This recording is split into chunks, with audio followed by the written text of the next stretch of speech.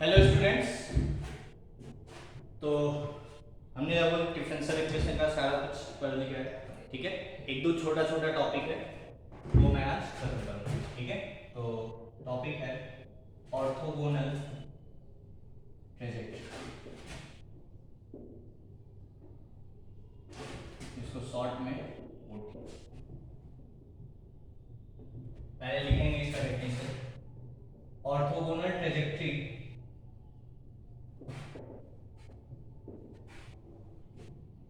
is a family of curves. Orthogonal trajectory is a family of curves. Note करो, orthogonal trajectory is a family of curves. या ऐसे लो, थोड़ा सा change करो। Orthogonal trajectory of a family of curves, of a family of curves is a family of curves, is a family of curves. ठीक है, orthogonal trajectory of a family of curves is a family of curves each member of which, each member of which, each member of which intersect, each member of which intersect with each member of given family, intersect with each member of given family at 90. Note करो पहले, family at 90 degree.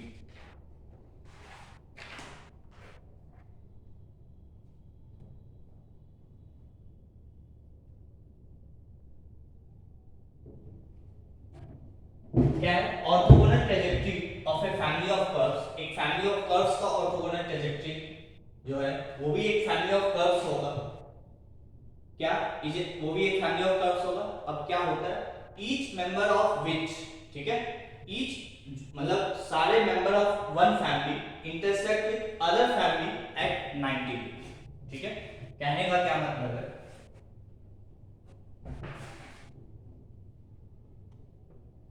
कि suppose करो ये एक family of curves है, ठीक है, और ये से दूसरी फैमिली ऑफ कर्व्स है।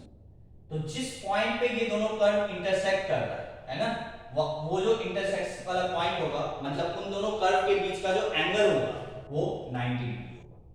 ठीक है, मतलब एक फैमिली दूसरे फैमिली के साथ जहां भी इंटरसेक्ट करेगा वो एंगल यदि 90 डिग्री होगा, then that both curves are said to be orthogonal trajectory of each other. ये इसका ऑर्थोगोनल ट्रेजेक्टरी है, ये इसका ऑर्थोगोनल ट्रेजेक्टरी। ठीक है, क्लियर? इसी में एक टर्म होता है आइसोगोनल ट्रेजेक्टरी। सुन लो, इसी में एक टर्म होता है आइसोगोनल ट्रेजेक्टरी। जब ये एंगल 90 डिग्री ना हो, कुछ भी हो, लाइक 30 डिग्री 60 डिग्री, तब हम उस फैमिली ऑफ कर्व्स को क्या बोलेंगे कि आइसोगोनल ट्रेजेक्टरी। ठीक है, क्लियर? तो यहां पे नोट डाल के लिखेंगे, to find equation of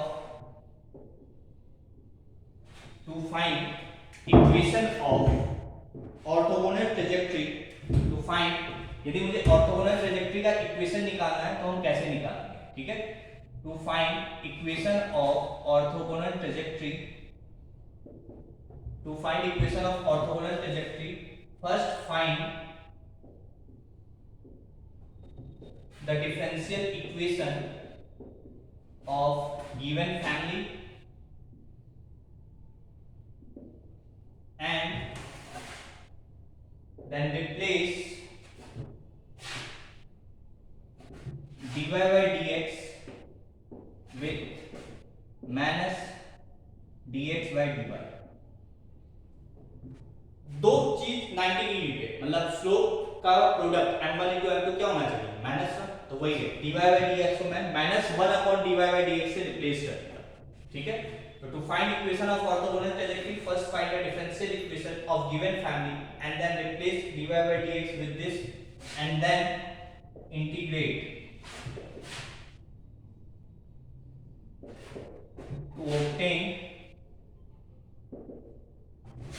the orthogonal trajectory, to obtain the orthogonal trajectory.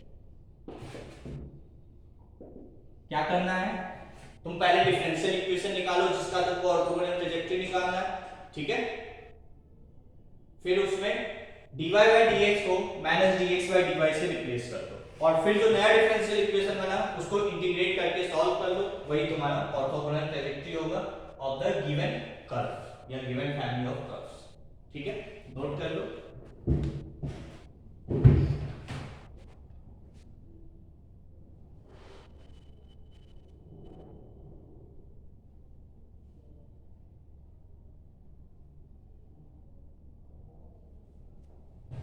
ठीक है, तो क्वेश्चन है, सिंपल सा चीज है, ठीक है ना। तो क्वेश्चन लिखेंगे,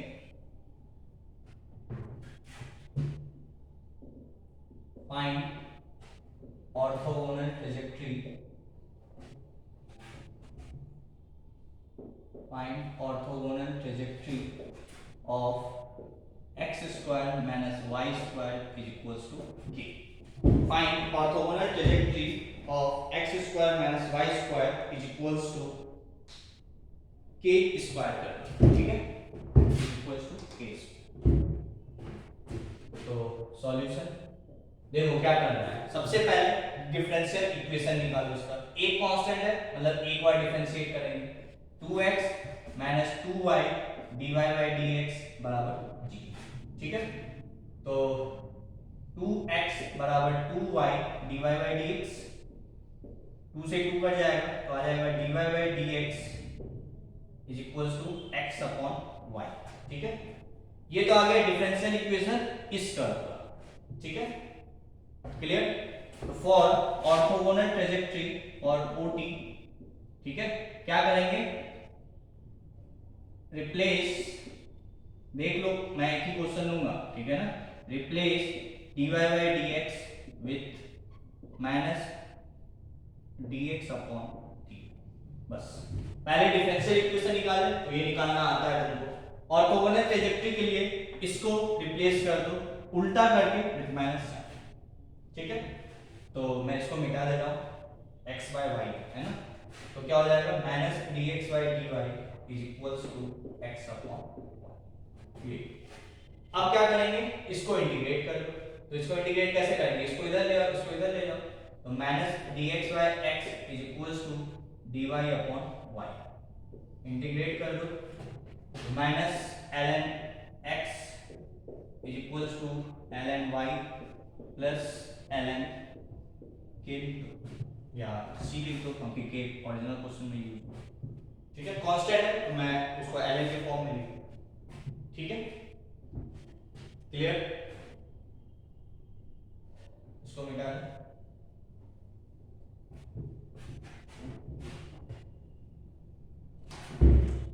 ठीक है, इसको इधर भेज दो, इसको इधर भेज दो, तो ln c बराबर ln x plus ln y, ठीक है।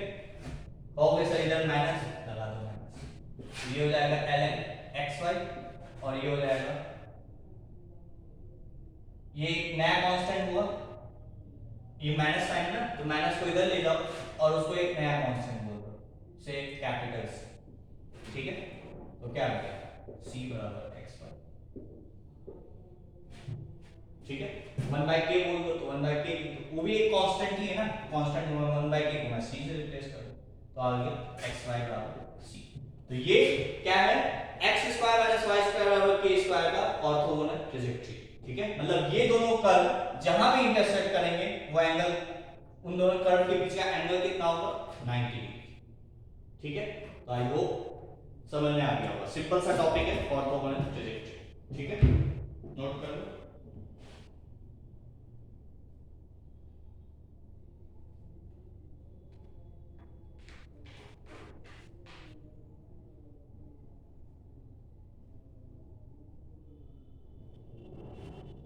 ठीक है, तो ये था ऑर्थोगोनल ट्रेजेक्टरी।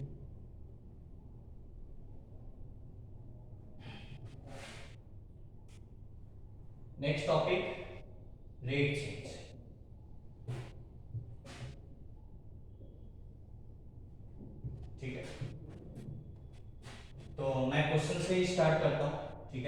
तो लिखेंगे पहले let a spherical balloon loses its volume. Let a spherical balloon loses its volume, which is directly proportional to which is directly proportional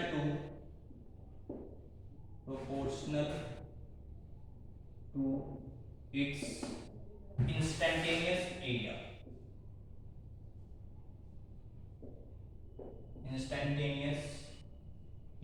Let a spherical balloon loses its volume. ठीक है, loses its volume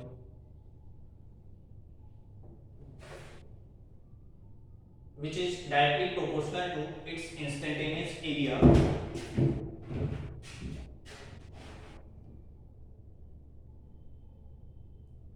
ठीक है, also at t equals to 0,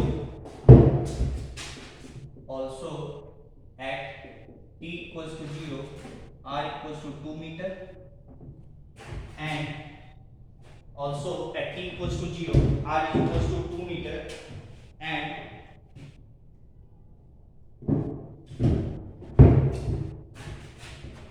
at t equals to 3 minute, r is equals to 1 meter. ठीक है, and t equals to 3 minute, r equals to 1 meter. Find radius as a function of time. तो question है find radius as a function of time. ठीक है, ये question तो कुछ भी नहीं है, जैसे एप्लीकेशन ऑफ डेरिवेटिव में पढ़े थे. ठीक है ना, मुझे क्या करना है, वहां तो दूसरा पार्ट था. ठीक है, यहाँ पे दूसरा पार्ट है. यहाँ पे एक डिफरेंशियल इक्वेशन बनेगा और उसको तुमको इंटीग्रेट करना पड़ेगा, बस ये हो. ठीक है, वहां पे रेट चेंज ही पूछा जाता था. ठीक है, यहाँ पे क्या पूछा गया, देखो radius as a function of time, है ना, मतलब फंक्शन निकालना है इसी. ठीक है, तो सॉल्यूशन देखो क्या है. एक स्फेरिकल बैलून है, लूजेस इट्स वॉल्यूम, मतलब वॉल्यूम उसका लूज हो रहा है, घट रहा है. ठीक है, which is directly proportional to its instantaneous area, है ना, मतलब वॉल्यूम घट रहा है, मतलब जो dv by dt है ना, वॉल्यूम घट रहा है, is directly proportional to its instantaneous area. Area क्या होता है, सर क्या है, स्फेरिकल बैलून. स्फेरिकल बैलून का surface area that is 4 pi r². ठीक है, which is directly proportional, मैंने प्रोपोर्शनल का कांस्टेंट बनाया, मतलब डायरेक्टली प्रोपोर्शनल टू एरिया. ठीक है, और ये घट रहा है ना, तो जो भी यदि मैं इसको हटा के कांस्टेंट लगाऊं, वो कांस्टेंट कैसा होगा, नेगेटिव होगा, तभी तो वॉल्यूम घटेगा. यदि वो कांस्टेंट पॉजिटिव हो गया, देखो यदि मैं dv by dt बराबर लिखता और से k लिखता, ठीक है, तो यदि ये वॉल्यूम घट रहा है तो k की वैल्यू कैसी आनी चाहिए, नेगेटिव. यदि ये वॉल्यूम बढ़ता तो k की वैल्यू पॉजिटिव आती, वो अपने अकॉर्डिंग आ जाएगा. बट यदि मुझे मान लो k की वैल्यू गिवन होती है ना, इसे प्रोपोर्शनलिटी कांस्टेंट 2 है, तब मैं क्या करता, तब मैं -2 लिखता. क्यों, क्योंकि वॉल्यूम घट रहा है ना, तो मैं -2 लिखता. तो ये तुम्हें पता है कि इंक्रीज होता है तो पॉजिटिव, डिक्रीज होता है तो नेगेटिव. ठीक है, बट यहाँ पे प्रोपोर्शनलिटी कांस्टेंट नहीं गिवन है, तो ऐसे ही रखेंगे. ठीक है, which is directly proportional to its instantaneous area. ठीक है, क्यों t यूज किए, क्योंकि टाइम का फंक्शन है ना, और फंक्शन ऑफ टाइम निकालना. ठीक है, also at t equals to 0. अब देखो जब t 0 है तो r 2 मीटर है, और जब t 3 है तो r 1 मीटर है. ठीक है, find radius as a function of time. ठीक है, तो रेडियस का फंक्शन ऑफ टाइम निकालना है. क्वेश्चन निकालो, इसको ऊपर लिख लेना. तो dv by dt proportionality constant हटा के k लिख दो, तो k into 4 pi r². k is proportionality constant.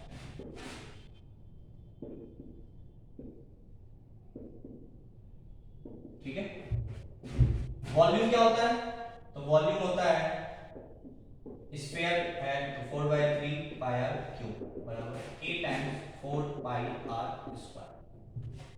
ठीक है, इसको डिफरेंशिएट कर दो तो क्या हो जाएगा, 4/3 पाई तो कांस्टेंट है, r क्यूब का डिफरेंशिएशन 3r स्क्वायर और r क्योंकि t के रिस्पेक्ट में डिफरेंशिएट कर रहे हैं तो dr/dt भी आएगा और इधर तो कुछ भी नहीं है तो इसको हम ऐसे ही लिख देंगे। ठीक है, क्लियर। तो 4 pi are square, 4 pi are square cancel होगा और ये 3 से ये 3 कैंसिल होगा तो ये तो सिंपल सा आ गया dr/dt is equals to k। ठीक है, नोट कर लो यहां तक।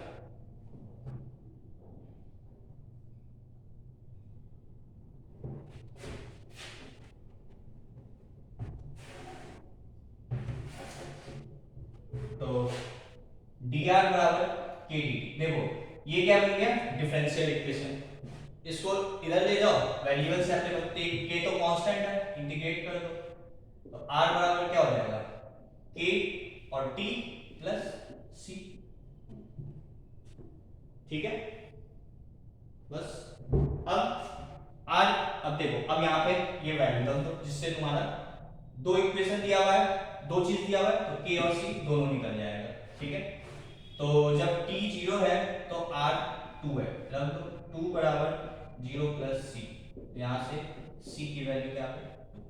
ठीक है, अब t 3 है तो r 1 है, रख दो 3 बराबर k और c की वैल्यू 2 रख दो तो k की वैल्यू क्या आ गई 1, यहाँ से k की वैल्यू क्या आ गई 1। तो फंक्शन क्या आ गया, r बराबर k की वैल्यू कितनी आई 1 तो t प्लस c कितना आया 2 तो r बराबर t प्लस 2। ये आ गया radius as a function of time.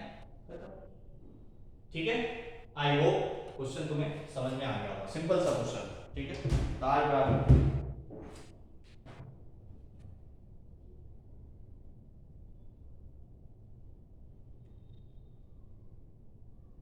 एक मिनट, अच्छा यहाँ मैंने गलती कर दी है, कहाँ गलती कर दी है, देखो t 0 है तो r 2 है ना,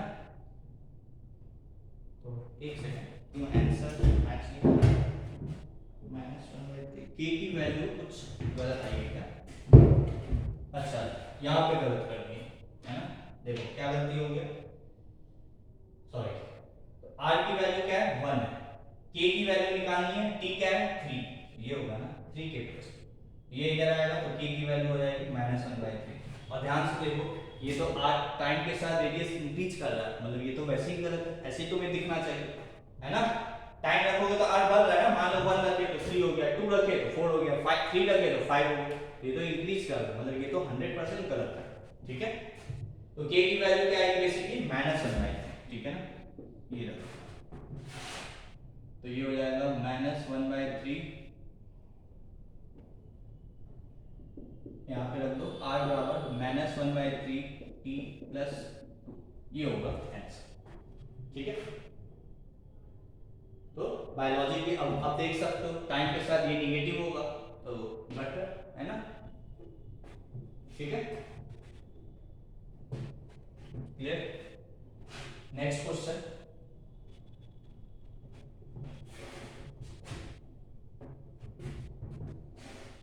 next question,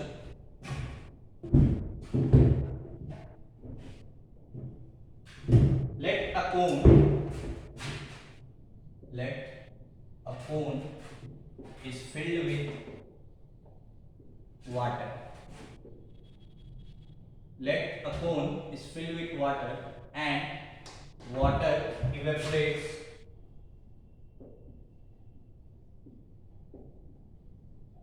let a cone is filled with water and water evaporates from it at the rate water evaporates from it at the rate directly proportional to at the rate directly proportional to at the rate directly proportional to surface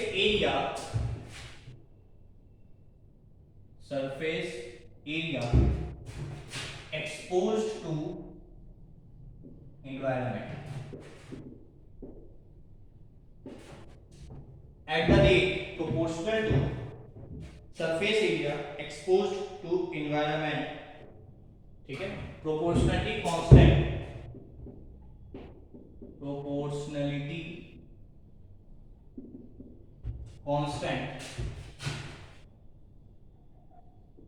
being 2 meter per second, ठीक है, proportionality constant being 2 meter per second. Find the height of water column. Find the height of water column as a function of find the height of water column as a function of time given at t equals to 0, given at t equals to 0, h is equals to 100 meter. At t equals to 0, h is equals to 100 meter and semi vertical angle is 60 and semi vertical angle is 60, ठीक है, ये है question, note करो.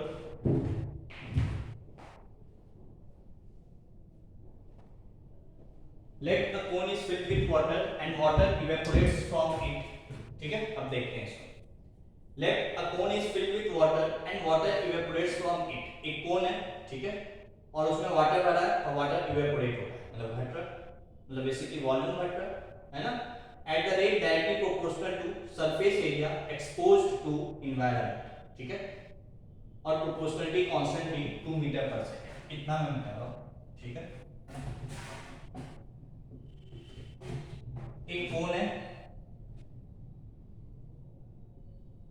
ठीक है, इसमें water भरा है से ना, ठीक है, तो वाटर इवेपोरेट हो रहा है फ्रॉम इट, ठीक है, which is directly proportional to surface area exposed to environment. कौन सा surface area exposed है environment में, ये वाला, मतलब ये तो सर्कल है, ठीक है, तो proportional to surface area exposed to environment, ठीक है, तो पाई आर स्क्वायर, और प्रोपोर्शनली कांस्टेंट तुमको गिवन है 2 मीटर पर सेकंड. तो खुद सोचो, प्रोपोर्शनली कांस्टेंट जब गिवन है 2, तो क्या मैं यहाँ पे 2 रखूंगा या -2 रखूंगा, क्योंकि वॉल्यूम तो इवेपोरेट हो रहा है, मतलब घट रहा है, तो dT/dt नेगेटिव होना चाहिए, इसलिए -2 पाई आर स्क्वायर, ठीक है. तो इतना पार्ट खत्म हो गया क्वेश्चन का. मुझे हाइट ऑफ वाटर कॉलम निकालना है as a function of time, h as a function of t निकालना है, ठीक है. तो मान लो इसका हाइट h है और इस इंस्टेंट पे इसका रेडियस से r है, और तुमको गिवन है find the height of water column as a function of time, ये भी लिख दिए, ठीक है. गिवन है t equals to 0, h is equals to 100, मतलब स्टार्टिंग में h कितना है 100, ठीक है, ये गिवन स्टार्टिंग में, ठीक है ना. चलो इसको यहाँ पे लिखते हैं, नहीं तो तुम कंफ्यूज हो. t इक्वल्स टू 0 पे h क्या है 100 metre and semi vertical angle तुमको गिवन है दैट इज 60 डिग्री, है ना.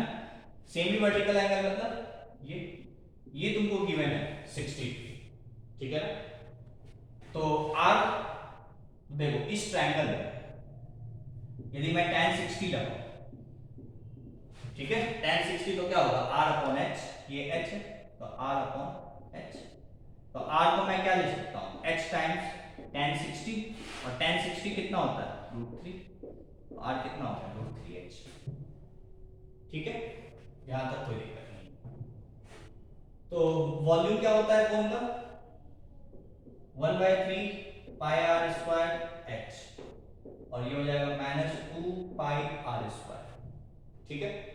और r की जगह हम क्या रख देंगे h√3, तो ये हो जाएगा d/dt 1/3 पाई r स्क्वायर की जगह h स्क्वायर इंटू 3 और h इज इक्वल्स टू, इसको तो नोट कर लिए होगे, है ना, √3h, तो -2π3h², ये हो गया। इसको डिफरेंशिएट कर दो तो पहले 3 काट दो, पाई बाहर निकाल लो, h³ का डिफरेंशिएशन 3h² इंटू dh/dt, ठीक है क्या, और ये हो गया -2π इंटू 3h², तो देखो 3h² पाई पाई कट गया, क्लियर। तो यहाँ पे क्या आ गया, dh/dt बराबर -2, तो ये एक डिफरेंशियल इक्वेशन बन गया। तो बस इंटीग्रेट कर दो, तो इसको इधर ले जाओ, -2 dt, इंटीग्रेट कर दो दोनों तरफ, तो h बराबर क्या हो जाएगा, -2t + c, ठीक है। h बराबर क्या आ गया माइनस, फिर देखो हाइट घट रहा है इसलिए ये नेगेटिव आ गया, height as a function of time, ठीक है क्या, क्लियर। तो इसको मिटा दो,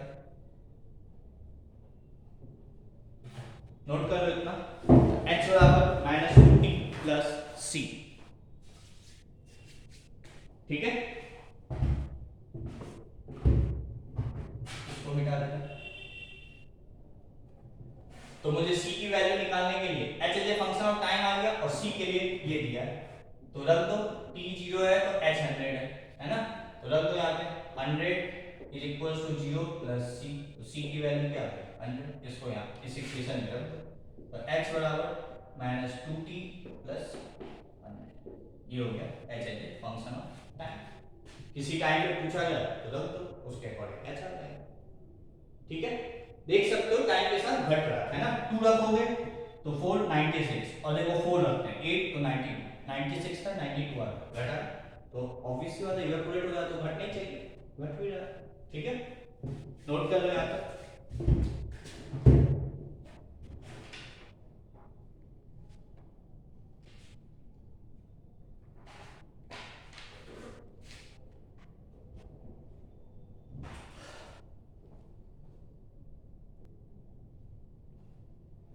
ठीक है,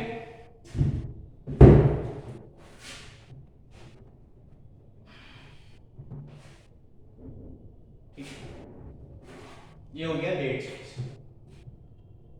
मैं ऐसे एक जनरल क्वेश्चन दे रहा हूं, ठीक है ना, ठीक है, लेट, एक जनरल क्वेश्चन है, दिमाग लगाना और सॉल्व करना, लेट y बराबर fx be a solution, let y बराबर fx be a solution of the equation dy by dx is equals to, let y बराबर fx be a solution of the differential equation dy by dx is equals to x² - 3x x² - 3x upon y + 5, ठीक है, y + 5, and it passes through 1, -4, and it passes through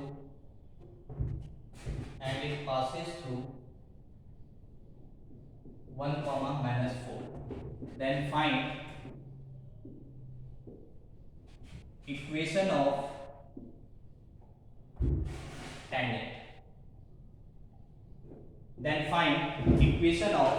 tangent, and normal to this curve at a given tangent and normal, then find equation of tangent and normal to a point normal to the curve at a given, ठीक है, to the curve at a given point। देखो question बहुत simple है, ठीक है ना, ये इसका सॉल्यूशन है और ये कर्व इस पॉइंट से पास कर रहा है, ठीक है, मतलब एक कर्व है और 1, -4 एक पॉइंट है इस कर्व पे, और इस पॉइंट पे तुमको टेंजेंट और नॉर्मल का इक्वेशन लिखना है, and it passes through this, find equation of tangent to the curve at a given point, इस पॉइंट पे। तो क्या करते हैं हम, सबसे पहले डेरिवेटिव निकालेंगे dy by dx, है ना, और फिर तो dy by dx निकालना है, वो तो गिवन है, तो मुझे ये कर्व निकालने की जरूरत नहीं है, ये तो तुमको गिवन है dy by dx। टेंजेंट का इक्वेशन कैसे निकालते हैं, पॉइंट गिवन है तो dy बाय dx निकाल दो, तो वो तो dy बाय dx गिवन है, ये पॉइंट रख दो तो टेंजेंट का स्लोप आ जाएगा। पॉइंट गिवन है तो स्लोप पता चल गया, पॉइंट पता चल गया, इक्वेशन लिख सकते हैं। ठीक है, तो मैं यहां लिख दे रहा हूं dy by dx is equals to x square minus 3x upon y plus 5 ये और 1 कॉमा माइनस 4।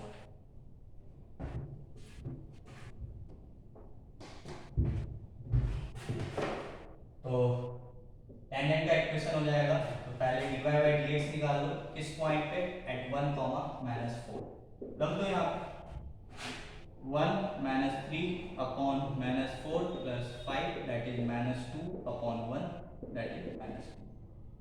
तो इक्वेशन ऑफ टेंजेंट क्या हो जाएगा, y plus 4 is equals to m x minus 1। ठीक है, ये तो हो गया टेंजेंट का इक्वेशन।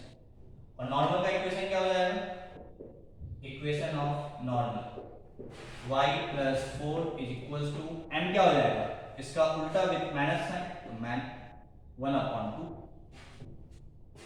हो गया, नोट कर लो।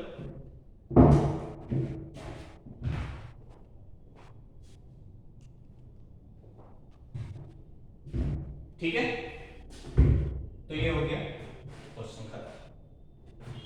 ठीक है, तो यहीं पे मैं चैप्टर का एंड करता हूँ। आई होप तुम्हें डिफरेंशियल इक्वेशन सब कुछ समझ में आ गया होगा, है ना। जो डाउट हो तुम पूछ सकते हो कभी भी। ठीक है, थैंक यू।